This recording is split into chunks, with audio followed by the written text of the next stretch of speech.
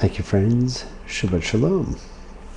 It's great to be back here once again. In fact, it's always great to see you all. And yes, I do say that every week, that I love seeing you, even though you can see me, and I actually can't see you. But it certainly does feel like I can. I love welcoming all our old friends, and I know that this week we're welcoming some new ones, so welcome everyone. Welcome back, Steve. I hope you had a great trip, and happy birthday to you.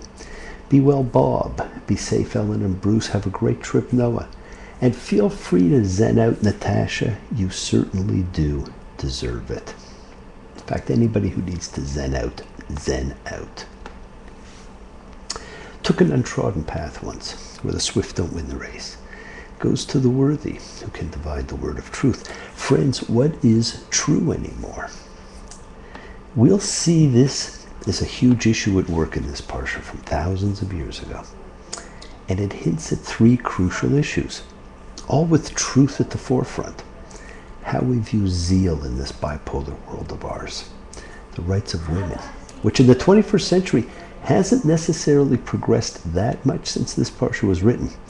And the selection of candidate and process of handing over leadership. These three things are all highly emotionally charged issues. And emotion can be a two-edged sword. We strive to feel with intensity because that gives us the fullest taste of life, and we want everyone to have a lust or a zeal for life. Live life, feel life. And we think that's good. And it is good. We need to feel all of our feelings. We suppress far too many of them, and so many people don't really know what their feelings are, or have limited themselves to a scant half dozen. Love, joy, hate, anger, fear, etc. But remember, nobody's right if everybody's wrong. You know, friends, last week I drove down to Niagara, listening to Broadway as I am wont to do, finding myself with a smile on my face and thinking how nice it was to just sit and smile for a while. I was going to visit some friends along the Niagara River, and I sat out on their patio one afternoon, and I watched as a couple of birds started building a nest against the wall of the house in an alcove area. And they took turns bringing straw and mud. And watching them work, I thought of the Hebrew slaves in Egypt building from straw and mud. And I watched as the birds took turns adding to the structure, sharing the work, the responsibility, the effort, all with amazing cooperation. And I thought that that's how communities used to pull together. But they don't seem to the same way as much anymore. You know, friends, everything in life is energy. And we know that energy can't be destroyed, it is simply transformed. Straw and mud are just two of the forms that energy takes, just as you and I are forms of energy. And I was reminded of how we're all the same root energy, connected to everything else, not just everybody else. And sometimes we're doing forced labor and sometimes labors of love, but the building blocks are the same.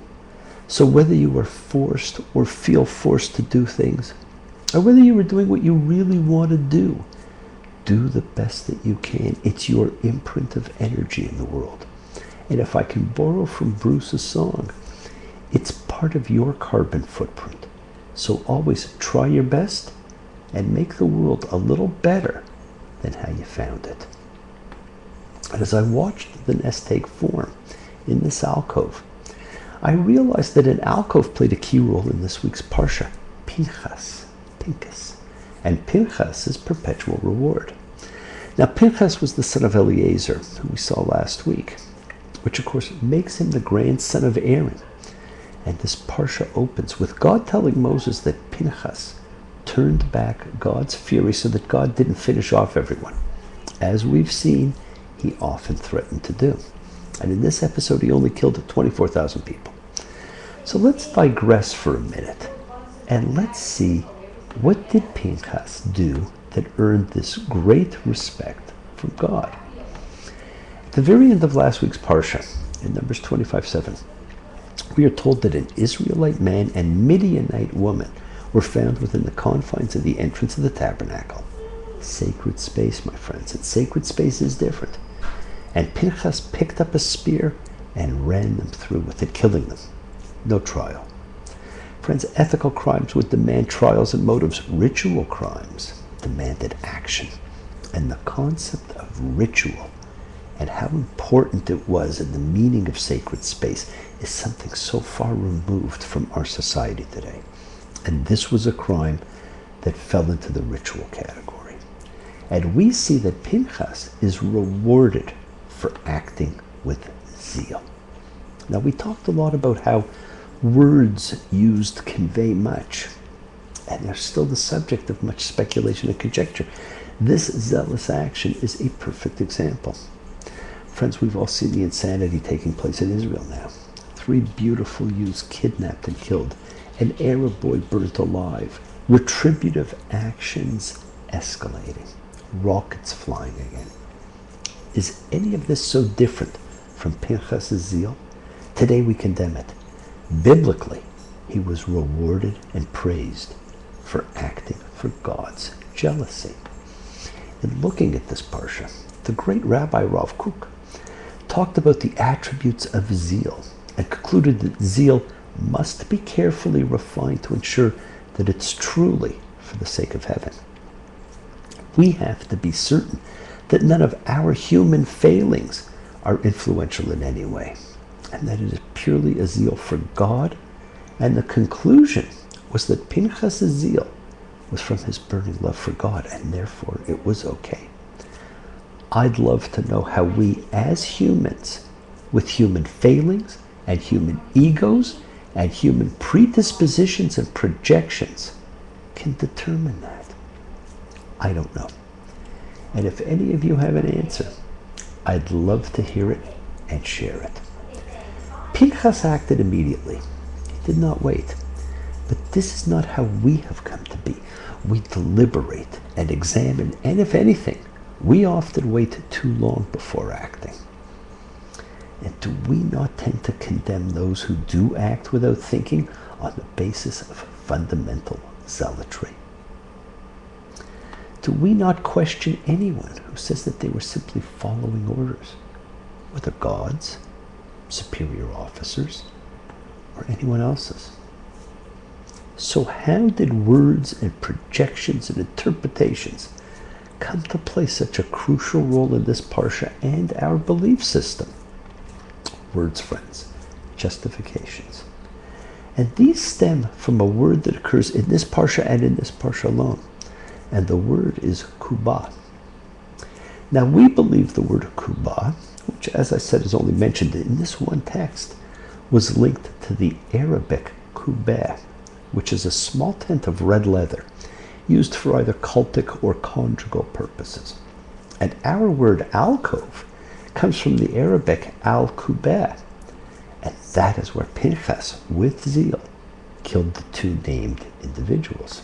You see, friends, the tabernacle was also of red leather. The story is Pinchas killed these 2 because they violated the tabernacle, the sanctum sanctorum. This may be a stretch because the tabernacle is never referred to as anything other than the Mishkan. But we have one of those fabulous biblical Hebrew puns which no one else could possibly understand and which no translation even tries to convey, but which may be the source of our story. We have the kubeh, the red leather tent that's used for conjugal purposes. The kubah, a possible name for the red leather adorned tabernacle, and kebah, which means belly, and in this case points to the woman's sexual organs. And so the alcove where the murder took place puns on the word belly, where the woman was stabbed. And this would have great meaning to the biblical Hebrew audience. But if you don't know these words, you're just going to accept the story as it's told. And friends, these were not regular people. We are told their names and lineage for a very good reason. It was a Simeonite prince and a Midianite princess. And it tells us a couple of things. And one of the things it tells us is that no one is immune from punishment for violating sacred space. You got adulterers in churches and pornography in the schools. You got gangsters in power and lawbreakers making rules. When you going to wake up? When you going to wake up? When you going to wake up and strengthen the things that remain?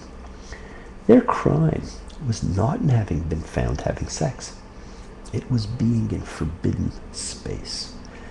And so this was a crime of the ritual nature. The tabernacle was restricted space, and it was restricted to Levites only.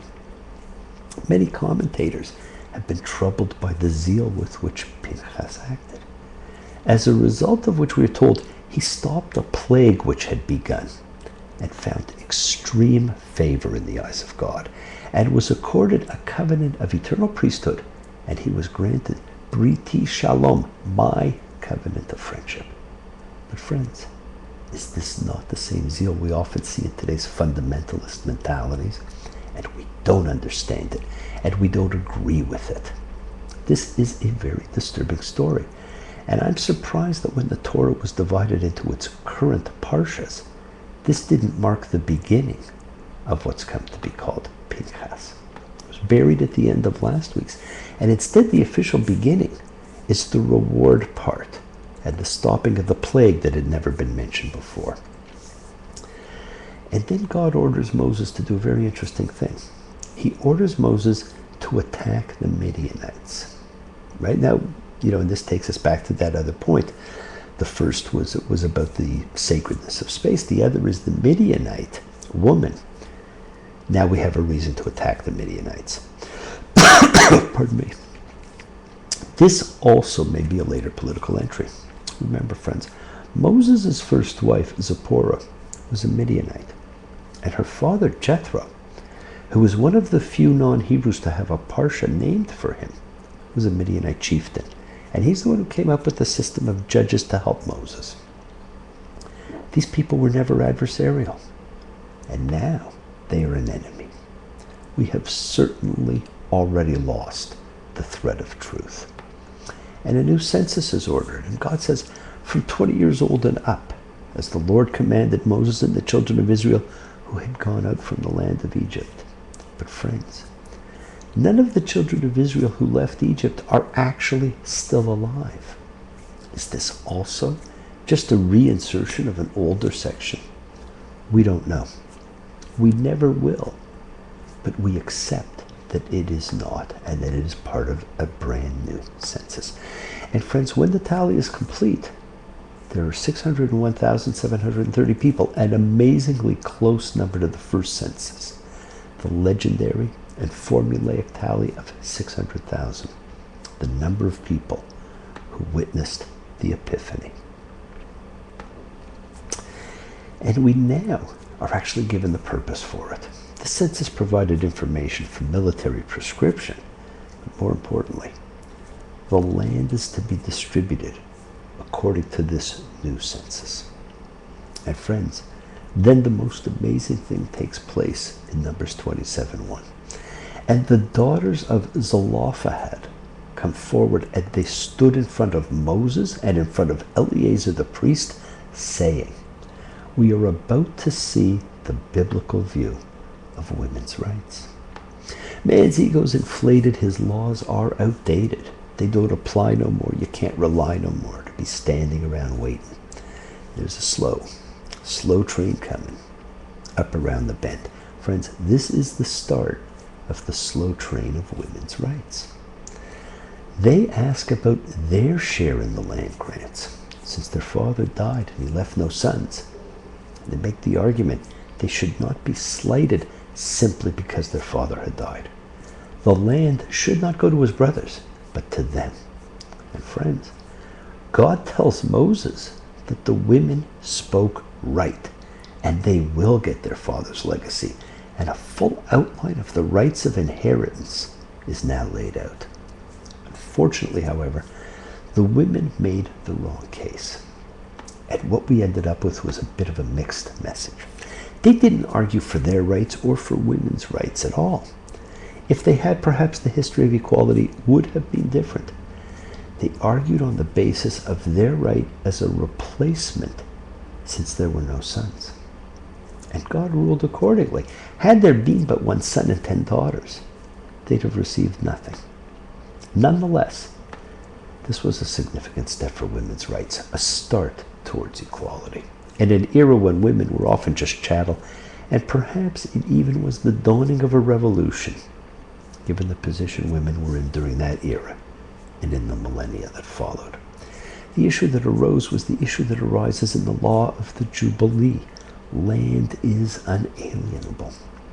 The property in the family's name must stay in the family forever, and the laws of inheritance become increasingly complex. And it was a great step forward for women.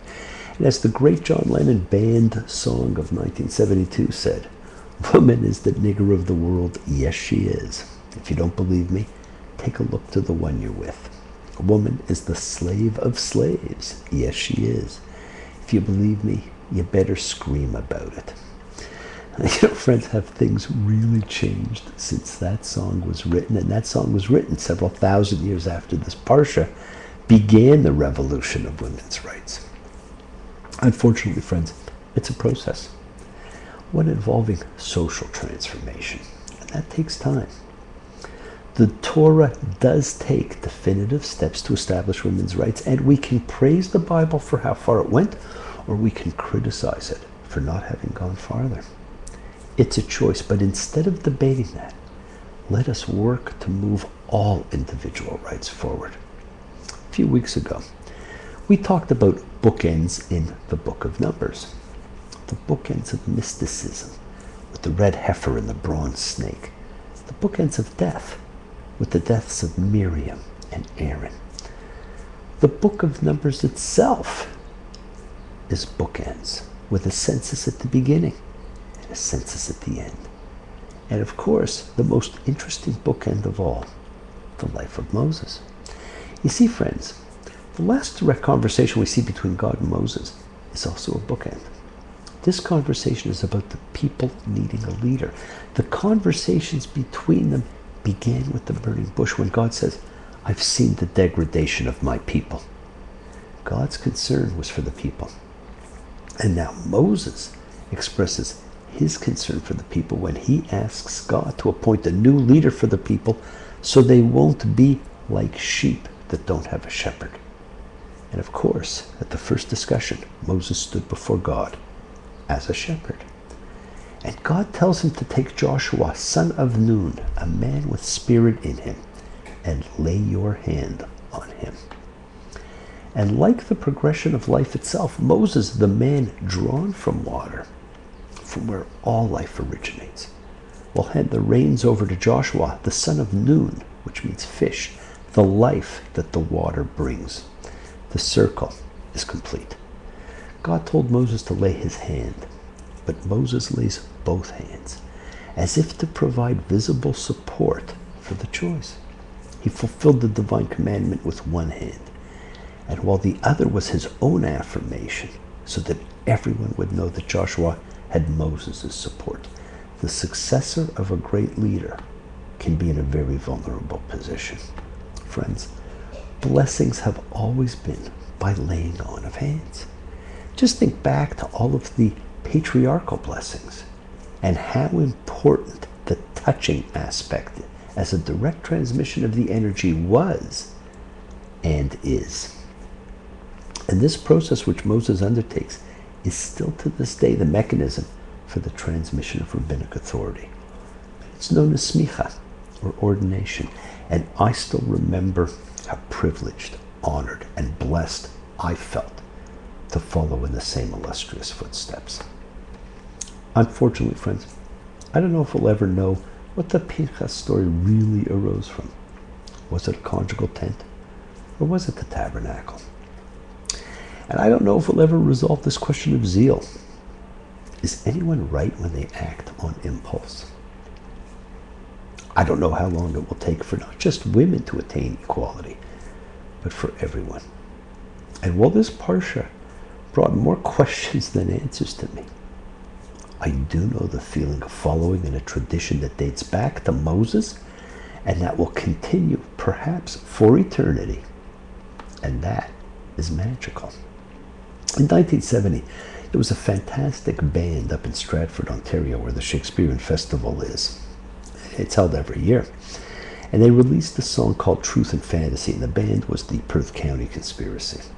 Truth and fantasy, truth and fantasy, truth and fantasy live together. Truth and fantasy, truth and fantasy, truth and fantasy will live forever. Have an awesome week, my friends, and we'll see you soon. Don't forget we have our special on grief coming and our special on how to make a great personal Shabbat. Blessings to you all. Have a great one. Be well. I love you. See you soon. Shabbat Shalom.